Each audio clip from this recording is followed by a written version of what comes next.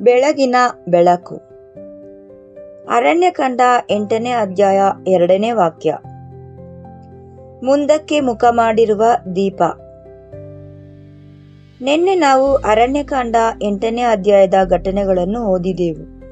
ಅಂದರೆ 7 ದೀಪಗಳನ್ನು ಹಚ್ಚುವುದು ಮತ್ತು ಲೇವಿಯರನ್ನು ಅದರ ಸೇವೋದ್ಯಕ್ಕಾಗಿ ಪ್ರತಿಷ್ಠಾಪಿಸುವುದು.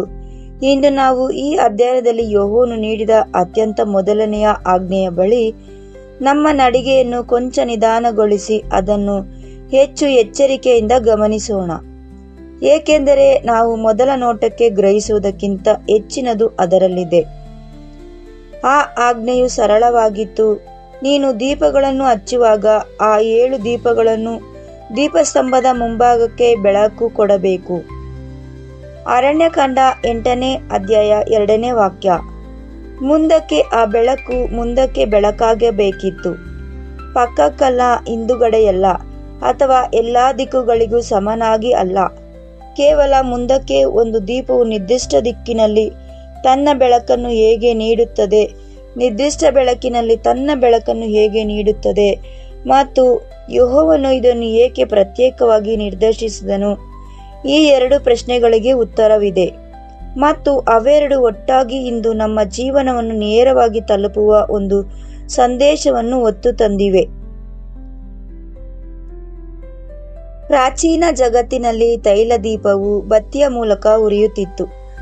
ಎಣ್ಣೆಯಲ್ಲಿ ನೆನೆಸಿದ ನೂಲಿನ ಒಸೆಯಲ್ಪಟ್ಟ ದಾರ ಅಥವಾ ಬಟ್ಟೆಯ ಪಟ್ಟಿಯು ಇಂಧನವನ್ನು ಮೇಲಕ್ಕೆ ಎಳೆದುಕೊಂಡು ಜ್ವಾಲೆಯ ಹಿಡಿದುಕೊಳ್ಳುತ್ತಿತ್ತು. ದೀಪವು ತನ್ನ ಬೆಳಕನ್ನು ಹೇಗೆ ನೀಡುತ್ತದೆ ಎಂಬುದರ ಕುರಿತಾದ ಅತ್ಯಂತ ಪ್ರಮುಖವಾದ ವಿವರವೆಂದರೆ ಬತ್ತಿಯೇ ಜ್ವಾಲೆಯ ಪ್ರಾಥಮಿಕ ದಿಕ್ಕನ್ನು ನಿರ್ಧರಿಸುತ್ತದೆ. ಬೆಳಕಿನ ಅಂತ್ಯವು ಪ್ರಕಾಶಮಾನವಾದ ಭಾಗವು ದೀಪದ ಬತ್ತಿಯ ಕಡೆಯಿಂದಲೇ ಬರುತ್ತದೆ. ಬತ್ತಿಯನ್ನು ಒಂದು ನಿರ್ದಿಷ್ಟ ದಿಕ್ಕಿನ ಕಡೆಗೆ ತಿರುಗಿಸುವ ಮೂಲಕ ಯಾಜಕನು ದೀಪವನ್ನು ಆ ಕಡೆಗೆ ಹೊಂದಿಸಬಹುದಾಗಿತ್ತು. ಇದರಿಂದಾಗಿ ಅದರ ಅತ್ಯಂತ ಪ್ರಬಲವಾದ ಮತ್ತು ಪ್ರಕಾಶಮಾನವಾದ ಬೆಳಕು ಆ ನಿರ್ದಿಷ್ಟ ದಿಕ್ಕಿನ ಮೇಲೆ ಬೀಳುತ್ತಿತ್ತು. ಆ 7 ಬತ್ತಿಗಳನ್ನು ಮುಂದಕ್ಕೆ ಮುಖ ಮಾಡುವಂತೆ ತಿರುಗಿಸಬೇಕೆಂದು ಯೆಹೋವನು ಆಜ್ಞಾಪಿಸಿದನು. ಅಂದರೆ ಪವಿತ್ರ ಸ್ಥಳದ ಮುಂಭಾಗದ ಕಡೆಗೆ, ಸನ್ನಿಧಿ ರೊಟ್ಟಿಗಳ ಮೇಜಿನ ಕಡೆಗೆ ಮತ್ತು ಅದರ ಆಚೆಗಿರುವ ಧೂಪದ ಚಿನ್ನದ ಬಲಿಪೀಠದ ಕಡೆಗೆ. ಯಾಜಕನು ದೀಪಗಳನ್ನು ಸಿದ್ಧಪಡಿಸುವ ಪ್ರತಿ ಬಾರಿಯೂ ಇಂದು ಒಂದು ಉದ್ದೇಶಪೂರ್ವಕ ಕ್ರಿಯೆಯಾಗಿತ್ತು. ಆತನು ಕೇವಲ ಎಣ್ಣೆಯನ್ನು ತುಂಬಿಸಿ ಬತ್ತಿಯನ್ನು ಕತ್ತರಿಸಿ ಅದು ಯಾವುದೇ ದಿಕ್ಕಿನಲ್ಲಿ ಉರಿಯಲಿ ಎಂದು ಹಾಗೆ ಬಿಡುತ್ತಿರಲಿಲ್ಲ. ಆತನು ಪ್ರತಿ ದೀಪದ ಬೆಳಕು ಗುರಿಯಿಲ್ಲದೆ ಎಲ್ಲೆಂದರಲ್ಲಿ ಚದರಿ ಹೋಗದೆ ಉದ್ದೇಶಪೂರ್ವಕವಾಗಿ ಮುಂದಕ್ಕೆ ಬೀಳುವಂತೆ ಪ್ರತಿಯೊಂದನ್ನು ಸಕ್ರಿಯವಾಗಿ ಜೋಡಿಸುತ್ತಿದ್ದನು. ಪವಿತ್ರ ಸ್ಥಳಕ್ಕೆ ಯಾವುದೇ ಕಿರೀಟಗಳಿರಲಿಲ್ಲ. ಅದರ ಒಳಗಿದ್ದ ಏಕೈಕ ಬೆಳಕೆಂದರೆ ದೀಪಸ್ತಂಭದ ಬೆಳಕು ಮಾತ್ರ, ಮತ್ತು ಆ ಬೆಳಕು ಮುಂದಕ್ಕೆ ಬೀಳಬೇಕೆಂದು ಯೆಹೋವನು ಬಯಸಿದನು. ಮುಂದೆ ಇರುವ ಹಾದಿಯನ್ನು ಬೆಳಗಿಸುತ್ತಾ ದೇವರ ಆರಾಧನೆ ಮತ್ತು ಆತನ ಸನ್ನಿಧಿಗೆ ಸಮೀಪಿಸುವ ದಿಕ್ಕಿನಲ್ಲಿರುವ ಮೇಜನ್ನು ಹಾಗೂ ಬಲಿಪೀಠವನ್ನು ತೋರಿಸುತ್ತಾ ಆ ಬೆಳಕು ಈಗಾಗಲೇ ಹಾದು ಬಂದ ಹಾದಿಯನ್ನು ಹಿಂತಿರುಗಿ ನೋಡುವುದಕ್ಕಾಗಿ ಇರಲಿಲ್ಲ, ಅದು ಮುಂದೆ ಏನಿದೆ ಎಂಬುದನ್ನು ನೋಡುವುದಕ್ಕಾಗಿ ಇತ್ತು.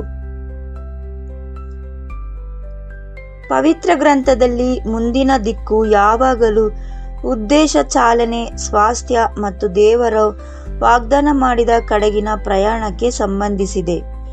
ಕೀರ್ತನೆಗಳು 119, 105ನೇ ವಾಕ್ಯ ಹೀಗೆ ಹೇಳುತ್ತದೆ: ನಿನ್ನ ವಾಕ್ಯವು ನನ್ನ ಪಾದಗಳಿಗೆ ದೀಪವು, ನನ್ನ ದಾರಿಗೆ ಬೆಳಕು ಆಗಿದೆ. ವಾಕ್ಯದ ಬೆಳಕು ನಮ್ಮ ಹಿಂದಿರುವ ರಸ್ತೆಯನ್ನು ಬೆಳಗಿಸುವುದಿಲ್ಲ, ಅದು ನಮ್ಮ ಮುಂದಿನ ಹೆಜ್ಜೆಯನ್ನು, ಮುಂದೆ ಬರುವ ಹಾದಿಯನ್ನು, ನಾವು ಇನ್ನೂ ನಡೆಯಬೇಕಾದ ಮಾರ್ಗವನ್ನು ಬೆಳಗಿಸುತ್ತದೆ. ಪವಿತ್ರ ಸ್ಥಳದಲ್ಲಿದ್ದ ದೀಪವು ಮುಂದಕ್ಕೆ ಮುಖ ಮಾಡಿತು, ಏಕೆಂದರೆ ದೇವರ ಜನರು ಯಾವಾಗಲೂ ಮುಂದಕ್ಕೆ ಸಾಗುತ್ತಿರುತ್ತಾರೆ, ಯಾವಾಗಲೂ ವಾಗ್ದಾನದ ಕಡೆಗೆ ಮುನ್ನುಗ್ಗುತ್ತಾ, ಯಾವಾಗಲೂ ಸ್ವಾಸ್ಥ್ಯದ ಕಡೆಗೆ ನಡೆಯುತ್ತಾ, ಸದಾ ಯೆಹೋವನು ತಮ್ಮ ಮುಂದೆ ಇಟ್ಟಿರುವ ಕಡೆಗೆ ಗಮನ ಹರಿಸುತ್ತಾರೆಯೇ ಹೊರತು ಹಿಂದಿರುವ ಕಡೆಯಲ್ಲ. ಪೌಲನು ಫಿಲಿಪ್ಪಿಯವರಿಗೆ 3ನೇ ಅಧ್ಯಾಯ 13 ಮತ್ತು 14ರಲ್ಲಿ ಈ ದೃಷ್ಟಿಕೋನವನ್ನು ನಿಖರವಾಗಿ ಸೆರೆ ಹಿಡಿದಿದ್ದಾನೆ. ಹಿಂದಿನವುಗಳನ್ನು ಮರೆತು ಬಿಟ್ಟು ಮುಂದಿನವುಗಳನ್ನು ಕಡೆಗೆ ಚಾಚಿಕೊಳ್ಳುತ್ತಾ, ಕ್ರಿಸ್ತ ಯೇಸುವಿನಲ್ಲಿ ದೇವರು ನಮ್ಮನ್ನು ಮೇಲಕ್ಕೆ ಕರೆದ ಕರೆಯ ಪಣಕ್ಕಾಗಿ ಗುರಿಯ ಕಡೆಗೆ ಓಡುತ್ತಿದ್ದೇನೆ. ಬತ್ತಿಯನ್ನು ಮುಂದಕ್ಕೆ ತಿರುಗಿಸಲಾಗಿದೆ. ಅತ್ಯಂತ ಪ್ರಕಾಶಮಾನವಾದ ಬೆಳಕು ಗತಕಾಲದ ಮೇಲೆ ಬೀಳುತ್ತಿಲ್ಲ.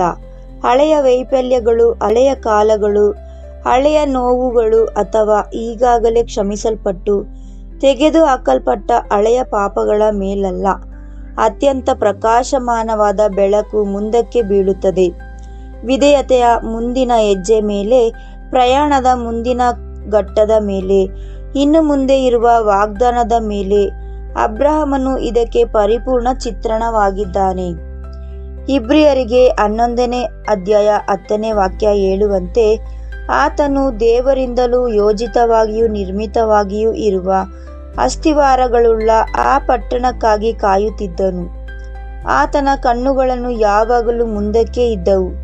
ಮತ್ತು ಇಬ್ರಿಯರಿಗೆ 12ನೇ ಅಧ್ಯಾಯ 2ನೇ ವಾಕ್ಯ, ನಮ್ಮ ಕಣ್ಣುಗಳನ್ನು ಯೇಸುವಿನ ಮೇಲೆ ನಡೆಯಲು ನಮಗೆ ಕರೆ ನೀಡುತ್ತಾನೆ. ಅಂದರೆ ಮುಂದಕ್ಕೆ ತಂದೆಯ ಬಲಗಡೆಯಲ್ಲಿ ಕುಳಿತಿರುವ ಆತನ ಕಡೆಗೆ. ಇಡೀ ಪ್ರಯಾಣವು ಯಾರ ಕಡೆಗೆ ಮುನ್ನಡೆಸುತ್ತಿದೆಯೋ ಆತನ ಕಡೆಗೆ.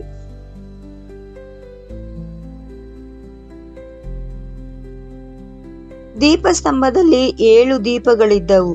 ಒಂದಲ್ಲ, ಮೂರಲ್ಲ, 7. ಪವಿತ್ರ ಗ್ರಂಥದಲ್ಲಿ 7 ಎಂಬುದು ಪೂರ್ಣತೆ ಮತ್ತು ಸಂಪೂರ್ಣತೆಯ ಸಂಖ್ಯೆಯಾಗಿದೆ.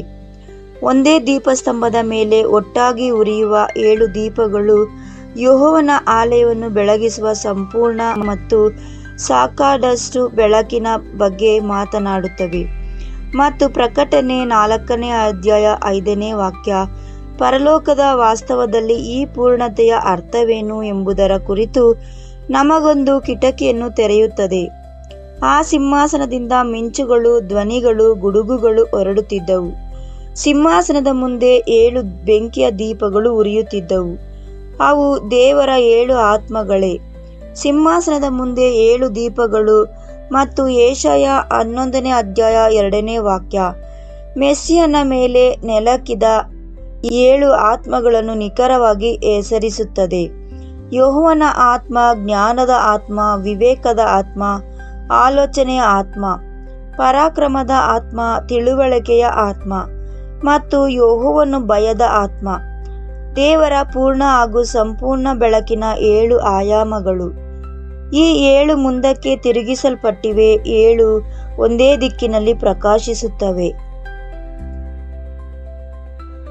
ಇದರರ್ಥ ನಾವು ಆತ್ಮದ ಬೆಳಕಿನಲ್ಲಿ ಮುಂದಕ್ಕೆ ನಡೆಯುವಾಗ ನಾವು ಈ 7ರಲ್ಲೂ ಒಟ್ಟಾಗಿ ನಡೆಯುತ್ತಿದ್ದೇವೆ ಎಂದರ್ಥ.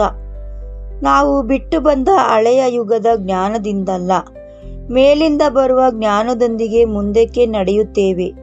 ವಿವೇಕದೊಂದಿಗೆ ಮುಂದಕ್ಕೆ ನಡೆಯುತ್ತೇವೆ.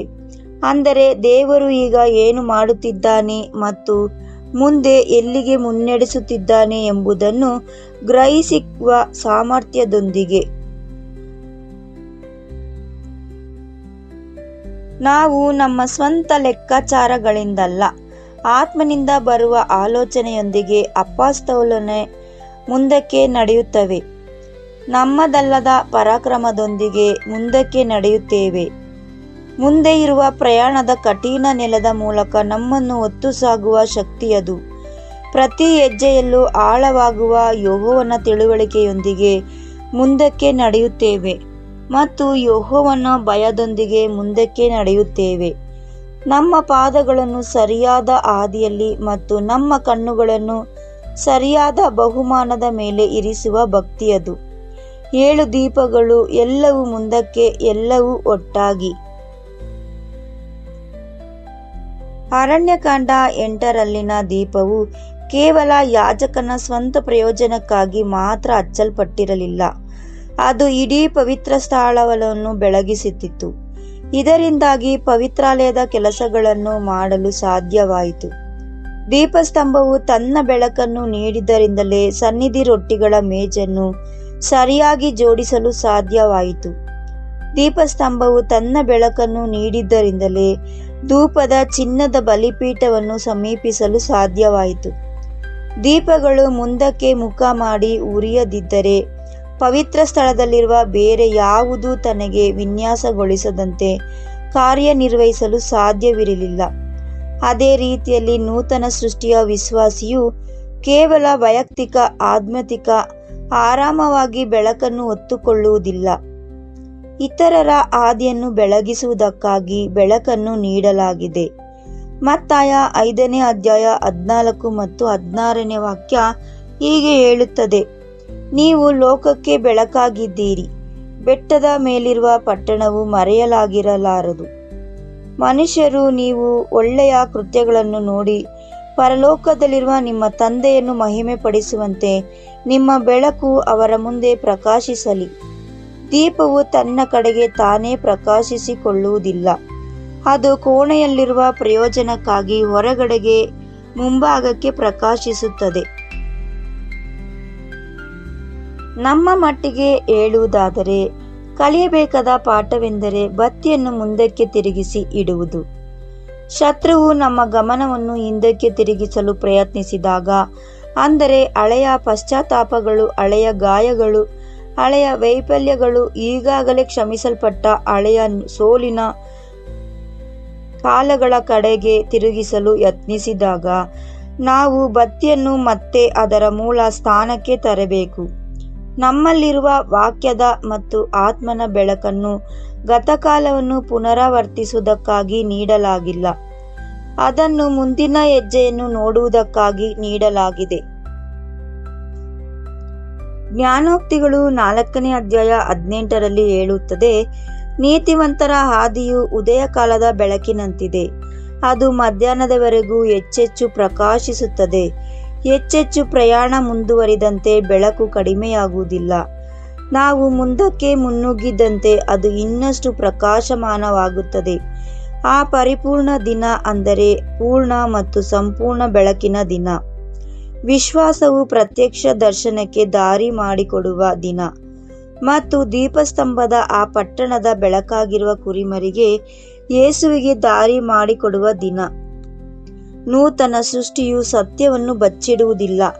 ಅದು ಸಭೆಗೆ, ಜಗತ್ತಿಗೆ ಮತ್ತು ಯೆಹೋವನ ಬೆಳಕನ್ನು ಹುಡುಕುತ್ತಿರುವ ಪ್ರತಿಯೊಬ್ಬರಿಗೂ ಅದನ್ನು ಪ್ರಕಾಶಪಡಿಸುತ್ತದೆ. 7 ದೀಪಗಳು ಎಲ್ಲವೂ ಮುಂದಕ್ಕೆ ಪರಿಪೂರ್ಣ ದಿನದವರೆಗೂ ಹೆಚ್ಚೆಚ್ಚು ಪ್ರಕಾಶಿಸುತ್ತವೆ. ಪ್ರಾರ್ಥನೆ. ಯೆಹೋವನೇ, ನೀನು ಬೆಳಕುಗಳ ತಂದೆಯಾಗಿದ್ದಿ. ನಿನ್ನಲ್ಲಿ ಯಾವುದೇ ಕತ್ತಲೆಯೂ ಇಲ್ಲ. 1 ಯೋಹನ 1ನೇ ಅಧ್ಯಾಯ 5ನೇ ವಾಕ್ಯ.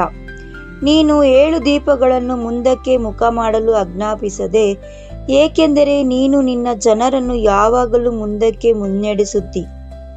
ವಾಗ್ದಾನದ ಕಡೆಗೆ, ರಾಜ್ಯದ ಕಡೆಗೆ, ಪರಿಪೂರ್ಣ ದಿನದ ಕಡೆಗೆ, ನಿನ್ನ 7 ಆತ್ಮಗಳ ಸಂಪೂರ್ಣ ಬೆಳಕಿಗಾಗಿ, ಅಂದರೆ ನಿನ್ನ ಆತ್ಮ, ಜ್ಞಾನ, ವಿವೇಕ, ಆಲೋಚನೆ, ಪರಾಕ್ರಮ, ತಿಳುವಳಿಕೆ ಮತ್ತು ಯೆಹೋವನ ಭಯದ ಆತ್ಮಕ್ಕಾಗಿ ನಾವು ನಿಮಗೆ ವಂದಿಸುತ್ತೇವೆ. ಇವೆಲ್ಲವೂ ಒಟ್ಟಾಗಿ ಪ್ರಕಾಶಿಸುತ್ತೇವೆ. ಇವೆಲ್ಲವೂ ಒಂದೇ ದಿಕ್ಕಿನಲ್ಲಿ ತಿರುಗಿಸಲ್ಪಟ್ಟಿವೆ. ಇವೆಲ್ಲವೂ ಮುಂದಿನ ಹಾದಿಯನ್ನು ಬೆಳಗಿಸುತ್ತಿವೆ. ನೀನು ಈಗಾಗಲೇ ವಿಮೋಚಿಸಿ ನಮ್ಮನ್ನು ದಾಟಿಸಿ ಕರೆತಂದಿರುವ ಹಳೆಯ ವೈಫಲ್ಯಗಳ, ಹಳೆಯ ನೋವುಗಳು, ಹಳೆಯ ಕಾಲಗಳ ಮೇಲೆ ಕಾಲಹರಣ ಮಾಡುತ್ತಾ ಬತ್ತಿಯನ್ನು ಹಿಂದಕ್ಕೆ ತಿರುಗಿಸಿದ ಸಮಯಗಳಿಗಾಗಿ ನಮ್ಮನ್ನು ಕ್ಷಮಿಸು. ಇಂದು ನಮ್ಮ ಬತ್ತಿಗಳನ್ನು ಮತ್ತೊಂದು ಮುಂದಕ್ಕೆ ತಿರುಗಿಸು. ಹಿಂದಿನವುಗಳನ್ನು ಮರೆತು ಬಿಟ್ಟು ಮುಂದಿನವುಗಳ ಕಡೆಗೆ ಚಾಚಿಕೊಳ್ಳಲು ನಮಗೆ ಸಹಾಯ ಮಾಡು.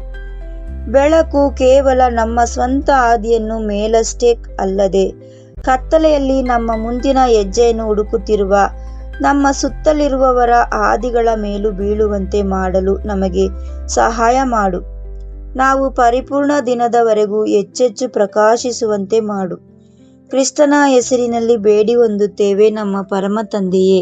ಆಮೇನ್.